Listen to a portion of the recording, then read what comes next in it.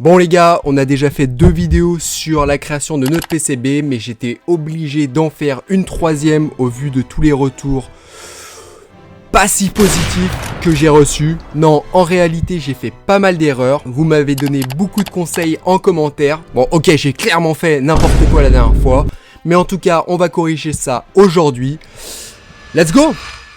Bon, en fait, le problème, c'est que j'ai appliqué des techniques que j'ai vues dans d'autres tutos à notre propre PCB. Le problème, c'est que ces techniques, elles étaient adaptées pour des projets très simples, mais par contre, pour un projet aussi complexe que le nôtre, bah en fait, c'est pas du tout adapté. Par exemple, le routage automatique, grossière erreur les amis, grossière erreur. En tout cas vous allez voir le banger auquel on arrive à la fin de cette vidéo, c'est incroyable. Bon alors pour commencer, déjà je voudrais remercier les gens qui m'ont aidé. Déjà merci à Alexandre et à Swan KLNR pour vos longs conseils en commentaire. Ça fait trop plaisir de voir des gens s'investir comme ça et ça m'a énormément aidé. Mais surtout les amis, je veux remercier le GOAT absolu, Pouparia. Donc c'est entre guillemets un abonné, même si j'aime pas trop ce terme, mais qui m'a contacté du coup après ma dernière vidéo pour me donner des conseils et au final c'est parti de simples conseils au début à refaire toute la board. Bon là c'est clairement allé beaucoup trop loin dans l'aide et il a passé des heures à tout retravailler, donc encore une fois je voudrais te remercier infiniment. Il faut rendre à César ce qui est à César et donc encore merci à Pouparia. Bref, on passe maintenant à la vidéo. Alors cette vidéo elle va être découpée en 2 parties. D'abord je vais vous montrer tout ce qui a été fixe pour passer de l'ancienne version de mon PCB à la nouvelle. Je vais revenir sur toutes les grosses erreurs que j'ai faites à ne pas reproduire et ensuite j'ai pas fait la même erreur que la dernière fois, j'ai reçu les composants à temps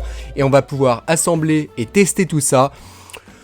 Let's go les amis. Donc on passe déjà à la rectification du PCB. Bon déjà pour commencer, tout le schéma ELEC a été revu. Il y a eu des composants modifiés, des condensateurs ajoutés, l'ampli a été changé. Bref, il y a eu énormément de choses qui ont été faites. Pour vous présenter 2-3 changements par exemple, rien que sur la caméra en fait on a changé le port FCP parce qu'il y a pas mal de connecteurs pins qui étaient faux. On a également rajouté un DAC, c'est-à-dire un convertisseur numérique vers analogique. Ça manquait en fait pour l'ampli, qui pouvait tout simplement pas traiter l'audio sans ça, donc évidemment encore une fois c'est un peu problématique. Un autre élément qui manquait c'était le pin boot. En gros faut mettre une résistance de pull-up sur le GPIO 0 qui permet à l'ESP32 de boot, et sans ça en fait on peut pas flasher notre code sur l'ESP32 ou alors le démarrage est très instable. Donc on rajoute tout ça. Je vais pas rentrer plus en détail sur les changements qui ont été faits sur le schéma ELEC. Ce que je vous propose c'est de vous mettre un avant et un après pour que vous voyez un peu le travail et les différences. Et pourquoi est-ce que je vais pas rentrer plus en détail dans les schémas ELEC, vous allez me dire, parce que certes il y avait des erreurs mais c'était rien comparé au PCB les amis. Et justement, attaquons les erreurs sur le PCB parce que là vous allez voir, il y en a. Il n'y avait aucun monde que ça marche. Et ce que je vous propose, c'est tout simplement de recommencer à zéro la création du PCB parce que là, il n'y a rien qui allait. Alors, je vais commencer par un truc tout simple. En fait, déjà, quand vous voulez créer votre PCB, en fait, ce que vous allez faire, c'est que vous allez regrouper tous les groupes de composants entre eux. Donc, par exemple, tout ce qui concerne la sortie audio, tout ce qui concerne l'alimentation et notamment tout ce qui est condensateur et résistance avec leurs composants. Et pourquoi est-ce que c'est important? Parce qu'en fait, les condensateurs de découplage sont quasiment inutiles si vous ne les collez pas à leurs composants. Et ça déjà c'est ce que j'avais fait, j'avais mis une autoroute entre la plupart de mes condensateurs et de leurs composants. Et donc ça forcément c'était une première erreur, voilà. Vraiment coller vos condensateurs avec vos composants. Et quand je dis coller, c'est vraiment, quand j'ai vu la façon dont on pouvait le mettre, c'est vraiment abusé, voilà, abusé. Ensuite deuxième étape, une fois que vous avez fait ça, c'est l'autoroutage. Alors comment dire, l'autoroutage c'est vraiment bien, franchement c'est vraiment bien quand vous avez un projet d'assembler 3 LED, voilà. Mais apparemment c'est une très mauvaise idée quand on a un projet comme le nôtre en fait. En fait, dès qu'on a de l'USB, des bus de données, du RF, bah en fait, il faut surtout pas utiliser l'autorouteur parce qu'il va croiser le bus de données, il va faire passer des signaux au niveau de l'antenne, il va pas faire les paires différentielles, etc. En fait, c'est plein de petites règles qui vont pas être respectées, donc qui vont brouiller complètement les signaux et qui sont malheureusement inévitables avec le routeur automatique, en tout cas celui de EasyEDA. Il y a peut-être des logiciels qui peuvent faire ça proprement, mais ici c'est pas le cas. Et donc les amis, on va devoir faire le routage nous-mêmes et la petite recommandation, on le fait avec le smile. Voilà, allez, on sourit. La banane. Ok, donc 2 premiers points, condensateur à côté de leurs composants et pas d'autoroutage. Le 3e point, c'est les paires différentielles. Alors je pense que là, ça vaut le coup de prendre un poil plus de temps pour vous expliquer un peu comment ça fonctionne parce que c'est vraiment intéressant et ça permet de comprendre le transfert de données en fait entre les composants. Ok, donc imaginons qu'on veuille transférer une donnée d'un point A à un point B. Bah déjà, toute donnée est transférée en binaire. Tout est du binaire, c'est-à-dire du 0 ou du 1. Et dans le monde de l'électronique, pour symboliser justement ce binaire, on envoie des tensions électriques. Donc par exemple, on peut imaginer qu'entre deux composants, si l'un envoie du 3.3 volts à l'autre, on est en 1, et s'il envoie rien, c'est un 0. Et donc ça permet de faire du binaire. Sauf que ce système-là, il pose plusieurs problèmes. Déjà, le problème numéro 1, c'est la masse de référence. En réalité, vous le voyez, on a toujours besoin de deux fils quand on est relié à un composant. Un fil pour le signal et un fil pour la masse. Et pourquoi on fait ça? Parce que la tension, en réalité, c'est toujours une différence entre deux points. En gros, votre récepteur, il a besoin d'une référence, d'un comparatif. En fait, tout est une histoire de contraste, il lui faut un référentiel. Souvent, c'est la masse qui a 0 et derrière, ça va lui permettre de mesurer combien vous envoyez. Le deuxième problème, et qui découle un peu de ce système, c'est le bruit électromagnétique. En fait, dès qu'on augmente la vitesse ou la distance entre deux composants, ça se complique. Tous les composants électroniques autour vont créer des interférences électromagnétiques et du coup, votre câble devient une antenne qui va capter justement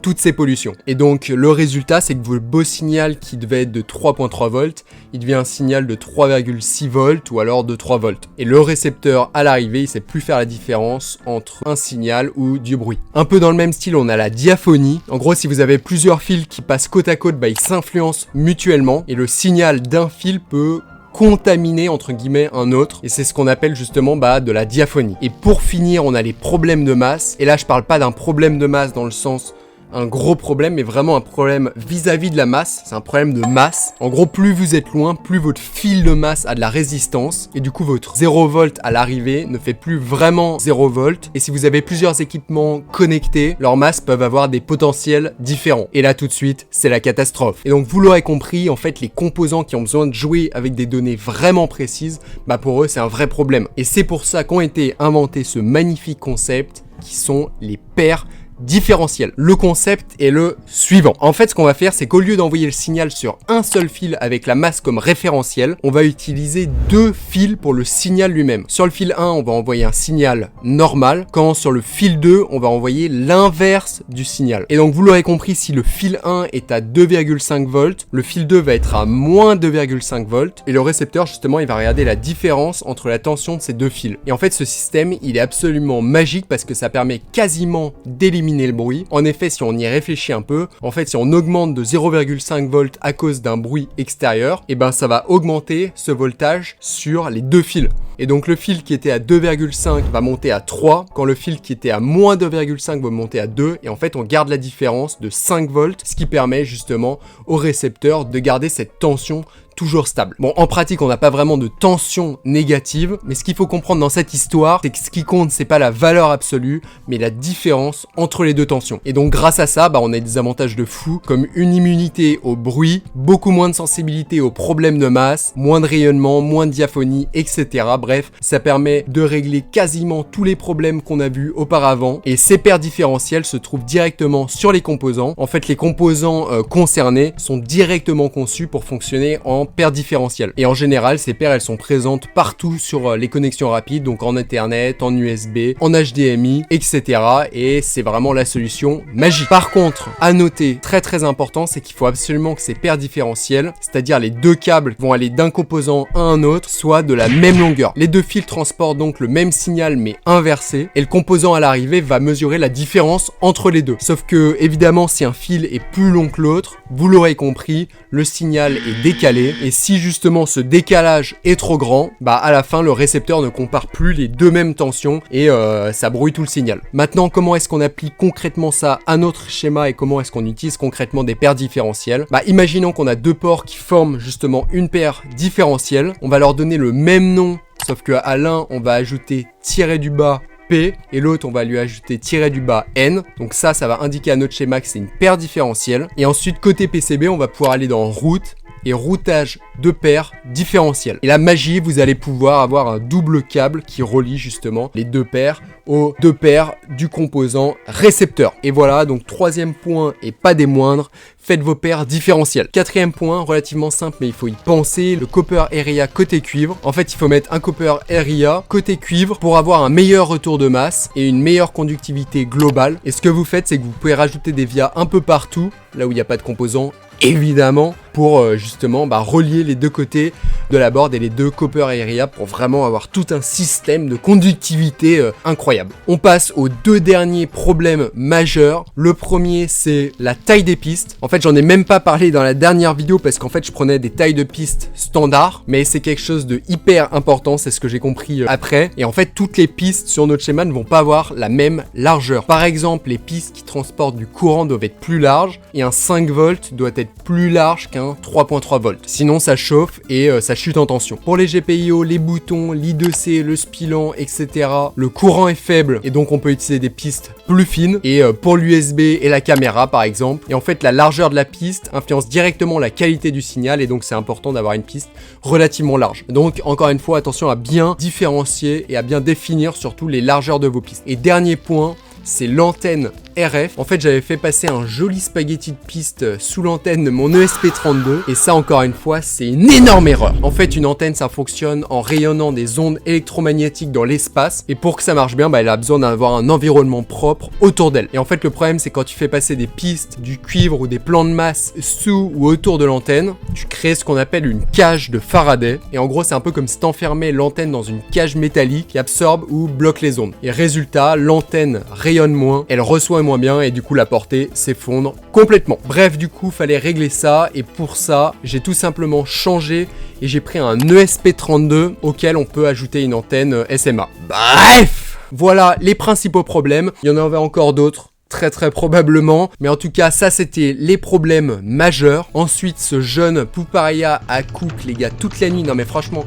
dinguerie, merci mon gars, tu m'as mis juste trop bien et il nous a pondu cette masterclass les gars, en forme même de branche de lunettes. Regardez-moi cette optimisation, c'est maxi optimisé pour du 2 couches. J'ai commandé et wow. Qu'est-ce que c'est que ça les gars? J'ai reçu la magnifique commande, j'espère que ça fait le zoom, de toute façon je vais vous montrer ça. Voilà, donc c'est magnifique, j'ai bien reçu tous les composants. Les amis, il commence à se faire tard, donc ce que je vous propose c'est qu'on se retrouve demain pour justement l'assemblage électronique, qu'on teste tout ça et on va voir si ça marche. Il y aura potentiellement des petits problèmes techniques, je ne sais pas encore, mais bref. Je découvrirai ça demain avec vous, c'est parti, bonne nuit.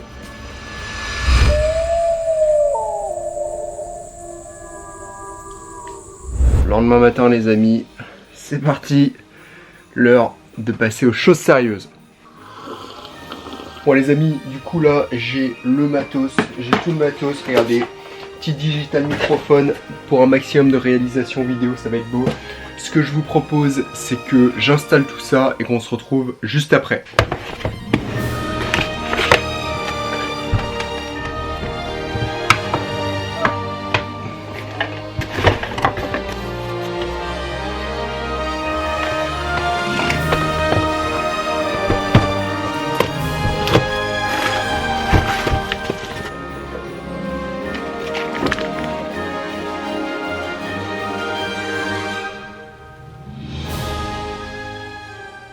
Bon les gars, là je suis en train de regarder pour souder tout ça. Alors sachez que c'est la première fois que je le fais, donc je vous filme pas le début. Je vais commencer par tester de souder le LDO. Je fais ça, et si tout se passe bien, on se retrouve juste après et je vous expliquerai les étapes suivantes, ok? Let's go, hein, force à WAM, ça va s'envoyer des grands coups de seringue.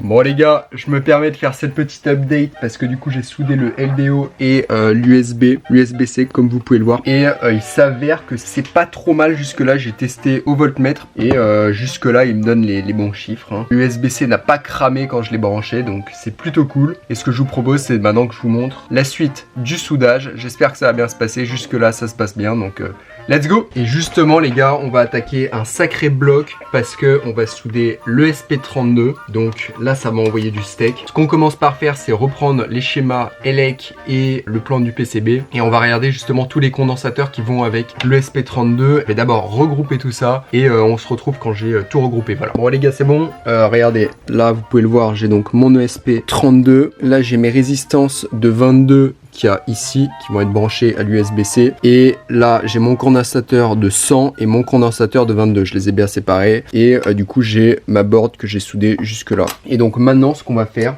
en gros, je vous explique la manière dont je soude. C'est que j'ai du coup une seringue avec du flux, une seringue avec du coup la pâte à souder. Et en gros, donc je vais positionner mon ESP32. Alors je sais plus dans quel sens c'est, mais bon, c'est pas très grave. Je le ferai après. Et ce que je vais faire, c'est que je vais mettre un coup du coup de flux sur absolument tous les pads, un coup de pâte à souder sur tous les pads. Et l'important, c'est de pas trop en mettre, surtout la pâte à souder.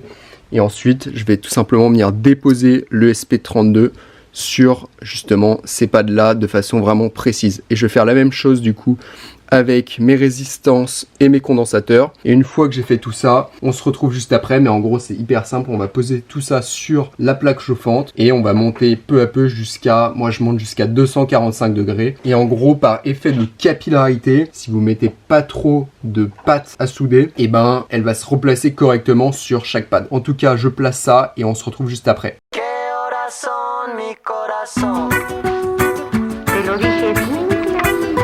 Permanece a la escucha. Permanece a la escucha. 12 de la noche en La Habana, Cuba. 11 de la noche en San Salvador, El Salvador. 11 de la noche en Managua, Nicaragua. Me gustan los aviones, me gustas tú. Me gusta viajar, me gustas tú. Me gusta la mañana. Bon les gars, c'est bon, j'ai enfin posé du coup les 5 composants, c'est-à-dire le SP32, les 2 résistances et les 2 condensateurs. Regardez, c'est exceptionnel, c'est vraiment incroyable. Attendez, si j'arrive à faire le focus. Pour vous rendre compte un peu de la taille du truc, regardez, comparé à l'embout de la seringue, genre. C'est vraiment minuscule les gars. En tout cas maintenant, on va pouvoir passer à l'étape suivante qui est la plaque chauffante. Donc ce qu'on va faire, c'est qu'on va venir prendre notre petite board, on va la placer sur notre plaque chauffante, on va allumer la plaque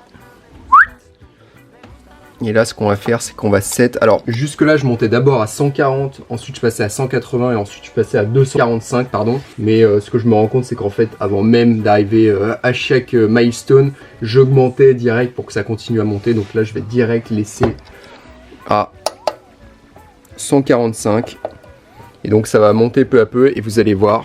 Je vais déplacer du coup mon composant.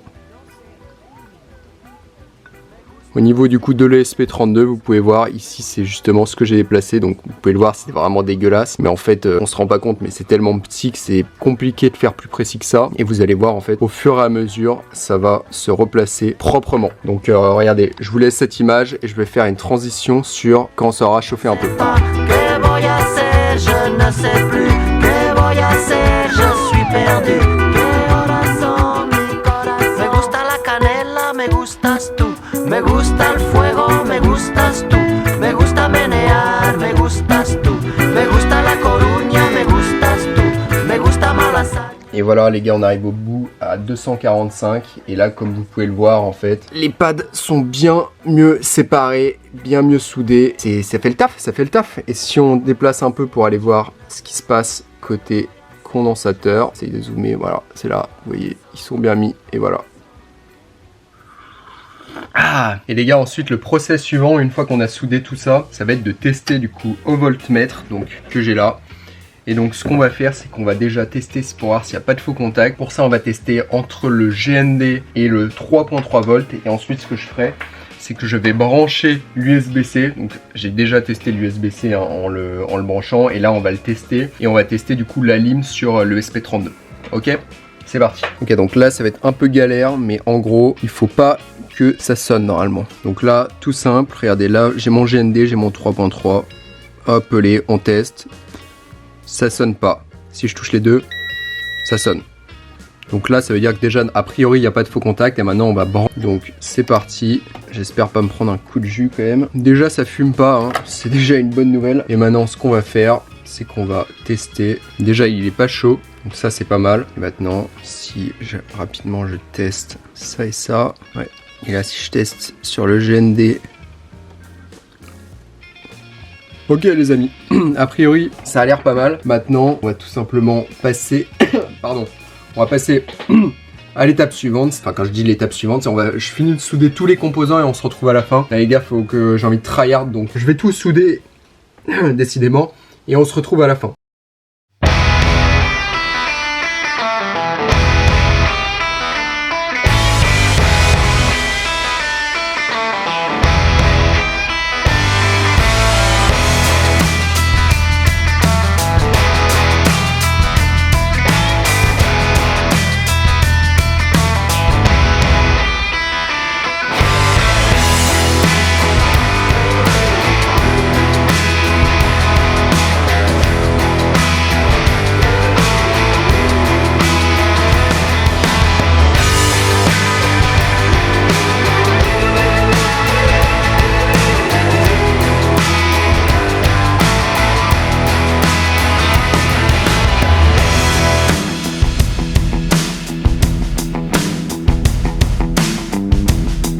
Ok les boys, ça y est, j'ai enfin fini le côté composant. Maintenant il reste quelques éléments à souder côté cuivre. Mais là ma stratégie ça va être tout simplement d'y aller au fer à souder. Et en fait je vais utiliser à peu près la même stratégie. Je vais mettre du flux et de la pâte à souder. Par contre je vais chauffer au fer à souder. Je fais ça et ensuite on va pouvoir passer rapidement au testing.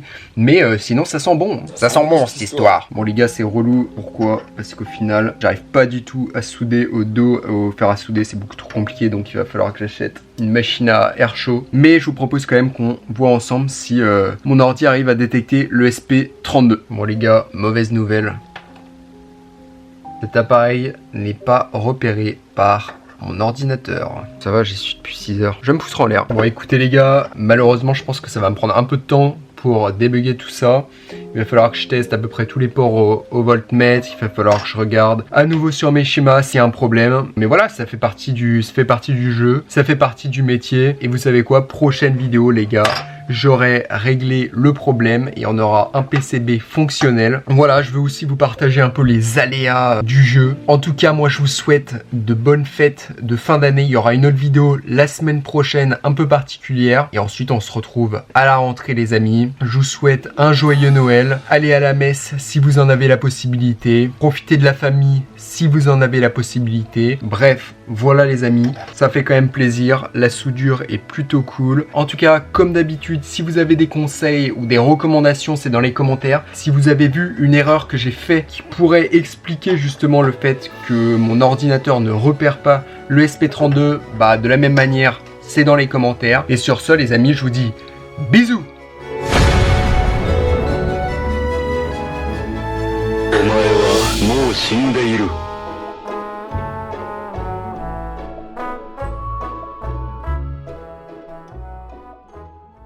Putain, j'ai la tête qui tourne là avec la soudure, j'ai quand même ouvert la fenêtre mais...